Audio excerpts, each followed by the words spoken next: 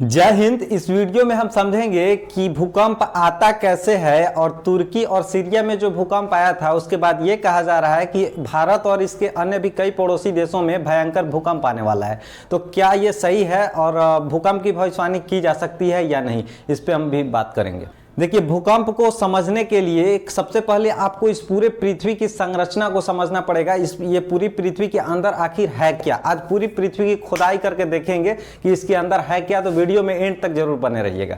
देखिए, सबसे पहले पृथ्वी को, अगर हम पृथ्वी का सबसे ऊपर वाला ये जो हिस्सा है जिस पे हम रहते हैं, हम आप और जानवर, पेड़ पौधे, ये सभी इंसान लोग रहते हैं, ये सबसे ऊपर वाला हिस्सा है पृथ्वी का, जिसको हम लोग क्रस्ट कहते हैं। और ये क्रस्ट भी दो हिस्सों में बटा हुआ है, एक है कॉन्टिनेंटल क्रस्ट और दूसरा है ओशियनिक क्रस्ट।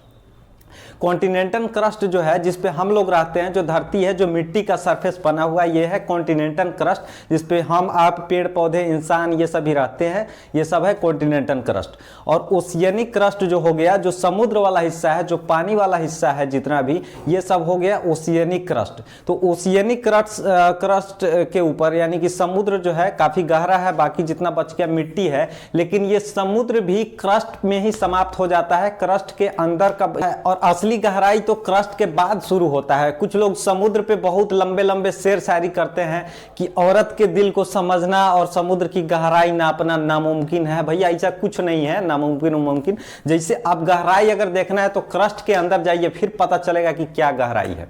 तो क्रस्ट के बाद जो हमारा पार्ट शुरू होता है वो है मैंटल। और ये मैंटल जो है पृथ्वी की दूसरी सबसे गहरी लेयर है, जो कि 3000 किलोमीटर गहरी है। और क्रस्ट तो है मात्र 100 किलोमीटर ही गहरी है, उसी में समुद्र वगैरह ये सब समाप्त हो जाता है।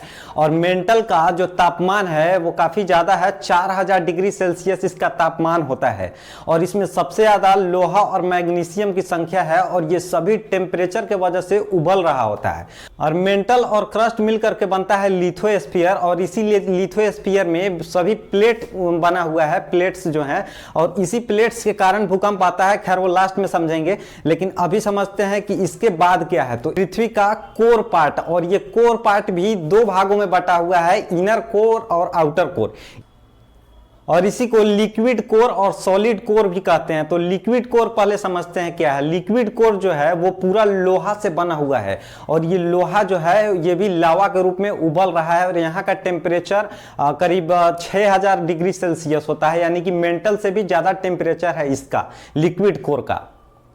और इसमें लोहा का मात्रा होने के वजह से ही ये पूरा मैग्नेटिक फील्ड बनाता है, जिसके वजह से दिशा सूचक यंत्र जो देख रहे हैं, ये दिशा सूचक यंत्र इसी आयरन के वजह से पता चल पाता है, इसी आयरन के वजह से ये वर्क कर पाता है। और इसके बाद आता है इनर कोर, जो कि पृथ्वी के सबसे अंदर वाला हिस्सा है, और इसकी टेम्परेचर भी काफी हाई होती है, करीब 6000 डिग्री सेल्सियस तापमान इसका भी होता है इनर कोर का। और ये आयरन और निकल से मिलकर के बना हुआ है, और सबसे ज्यादा टेम्परेचर इसी का होता है, पूरे पृथ्वी का जो पार्ट है उसमें से। इनर कोर का टेम्परेचर सूरज के टेम्परेचर के लगभग बराबर होता है। जितने भी ज्वालामुखी फटते हैं, ज्वालामुखी जो निकलती है, उन सभी का वजह यही लावा है, यही टेम्परेचर है।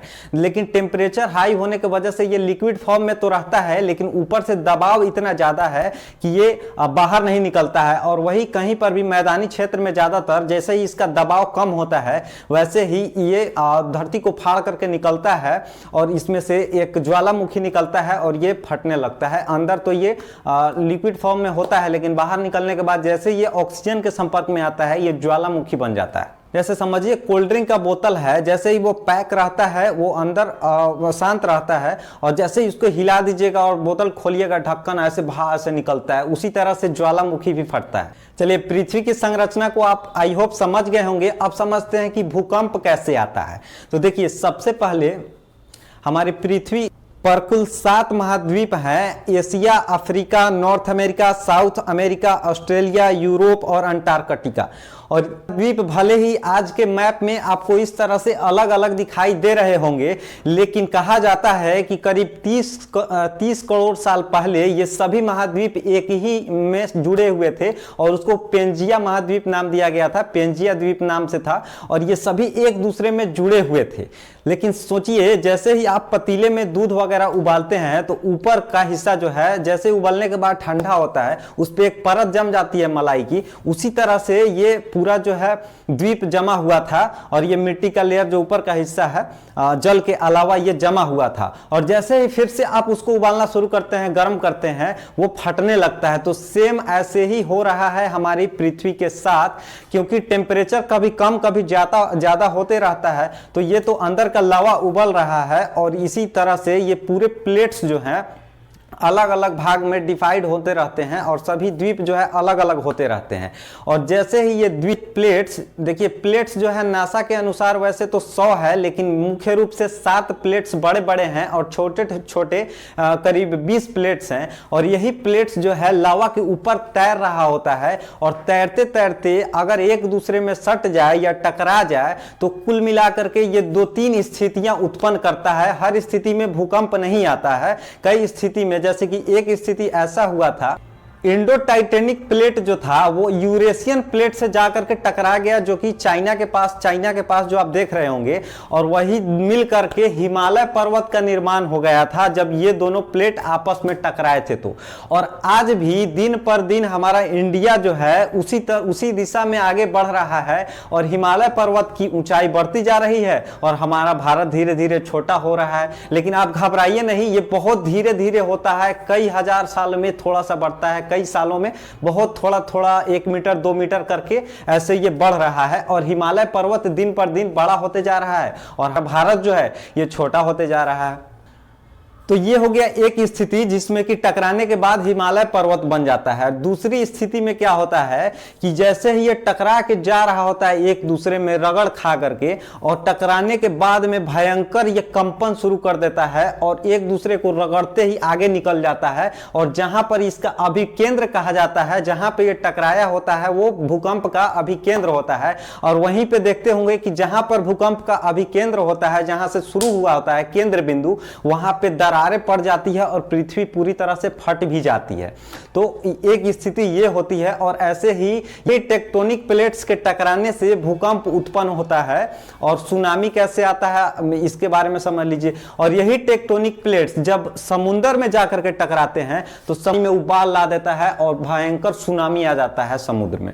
अब समझते हैं कि तुर्की और सीरिया में जो भूकंप आया है उसके बाद कहा जा रहा है कि भारत और अन्य भी कई पड़ोसी देशों में भयंकर भूकंप आने वाला है। तो देखिए, भूकंप का आज तक कोई भविष्यवाणी जो है सही नहीं हुआ है और भूकंप जो है अचानक आता है। और ये कौन सी प्लेट्स कब किसके ऊपर टकराएंगी इसका अभी तक कोई खोज नहीं हुआ है। हो सकता है भविष्य में साइंस डेवलप कर जाए जिससे पता चले कि प्लेट्स कहाँ जा रही है।